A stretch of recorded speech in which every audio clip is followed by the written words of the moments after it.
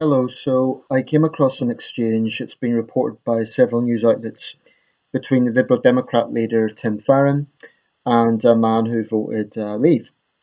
And the exchange was in Kidlington, Oxfordshire. Now, what I'm going to do is put a link to the Channel 4 report because they have the full version, other media reports only showing part of it. It's an interesting exchange. So basically, what happened is this guy approached Tim Farron and took issue with the fact that he believed the Liberal Democrat leader has called, or the party has called, anyone who voted Leave to be racist. Tim Farron responded quite robustly, but I think in a measured way. He responded by basically turning around and saying, "Well, who said that? Back it up, like, who said that? Who said that?" He asked about four times. The man wouldn't answer directly. So it was a bit of a testy exchange. Anyway, the good thing is it all ended in good humour, or at least in a civil way, because the man, Tim Farron, said, "This is a great thing that I can speak to people, and this is why we do this. I'm not Jeremy Corbyn, and Theresa May wouldn't do this." Not technically true. She was in Cornwall yesterday. Although, to be fair, that was kind of an organised interview, and some people happened to speak to her. But Um, yeah, he basically said that's why we do this. He also said to his supporters, "Don't boo the man." And they ended up having a bit of banter, really. Um, the man said he wouldn't change his views, but if Tim Farron got in on a very small number of seats, which I don't think is going to happen, I think the Lib Dems are going to do quite well, but he would vote for them. If Theresa May, hurts her pensions. The guy said it was his 65th birthday. So it is important to watch the whole exchange because the way the media would portray it is loony left Liberal leader in confrontation with crazy Kipper. It's that sort of thing. But actually, it was quite civil. The man joked he didn't have any eggs or anything like that. So it was testy at first, but ended up quite civil. Anyway, the reason I mention it is because I think it really sums up what this election is about. This is the Brexit election, the Brexit general election. There's a few things that I think I have touched on this before, but I think it's very important.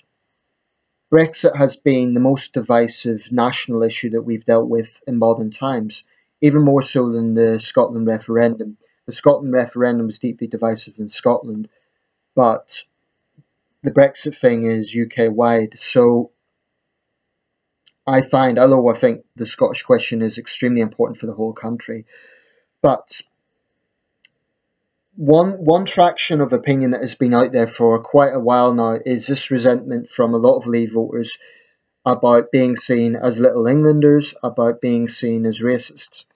And there have been quite a lot of testy confrontations on Question Time and online forums and so on. And I totally understand Leave voters being angry about this because I believe that there is a faction of the Remain side that has went down this line of kind of saying, well, people who voted Leave done so because they're looking inward, etc. And sometimes they have been smeared as racists. But as someone who voted Remain, I want to really emphasise actually this works both ways. As a Remain voter, I'm getting a little bit tired of some on the Leave side constantly smearing Remainers as liberal elites, as traitors, and as great Europhiles. Now, I'm none of those things. I come from a relatively deprived city. Um, I myself am very far from financially sound, and I'm certainly not liberal elite in the sense that I'm not elite and my politics aren't particularly liberal. I mean, they're not illiberal, they're just, what they are. They're in the centre ground. But I think that's something that we need to, those on the Remain side need to start fighting back and saying, well, wait a second, we're not all liberal elites. This works both ways. What I would politely say to Leave voters is, if you don't like Leave voters being dismissed as racist, then stop dismissing Remainers as liberal elites. It works both ways, and both smears are damaging. And both smears are gross exaggerations of the actual situation. Now, there are racists out there who voted Leave. There's no point denying it. There are. And there are some on the Remain side who do have a snobby attitude to anyone who thinks different from them. And they are living in a bit of a bubble.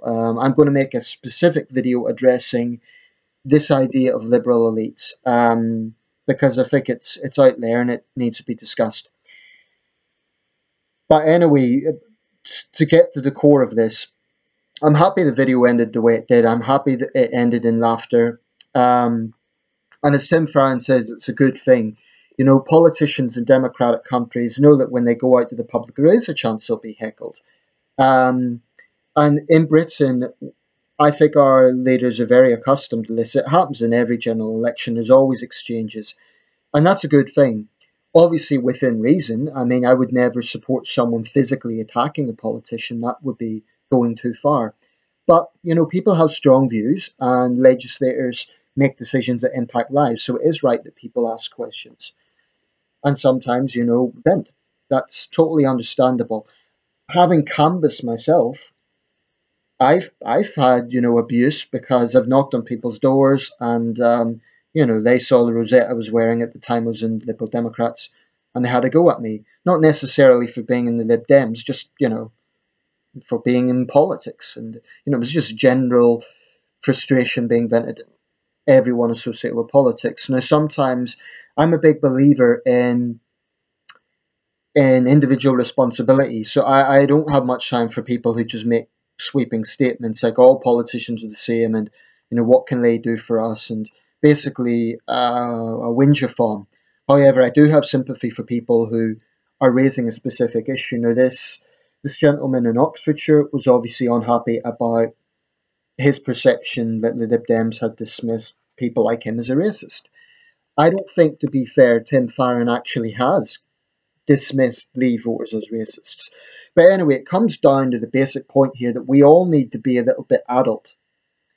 Step back a little bit and not immediately rush to judgment about the other side. Tim Farron said he has Leave voting friends.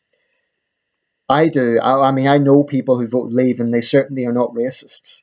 They're intelligent people who, you know, made that decision. But what I would say is, and I've had some abuse on my channel, incidentally, about this. And, you know, I'm a big boy. I don't mind. I'm not going to lose sleep over it. But it does indicate that there is a mentality, especially among Leave voters. I don't think it's racist, but I think it is narrow in the sense that they believe all Remainers love Europe. That's not the case. When I voted Remain, it was simply because I weighed up both arguments, and in the end, that's what I settled for. It wasn't because I've got some great love for Brussels bureaucracy. In fact, Farron himself said the other day he was no great Europhile. I don't think he is as much as Nick Clegg was, in fact. But there's a lot to look at here, and I think there's a lot of legitimate criticism of the Lib Dems. So I don't want people to think this is a party political broadcast for the Liberal Democrats. You know, there's areas I'm not comfortable with. I think they need to be far more outspoken on issues of pan-Islamism and on human rights abuses carried out in the name of culture. I think they should be on the forefront of condemning that. And I did feel unhappy when Tim Farron went to Germany around the same time or shortly after the New Year's 6 attacks, and he'd never mentioned it. Now, I think that was wrong. I think a liberal needs to be outspoken on those sort of things. Why?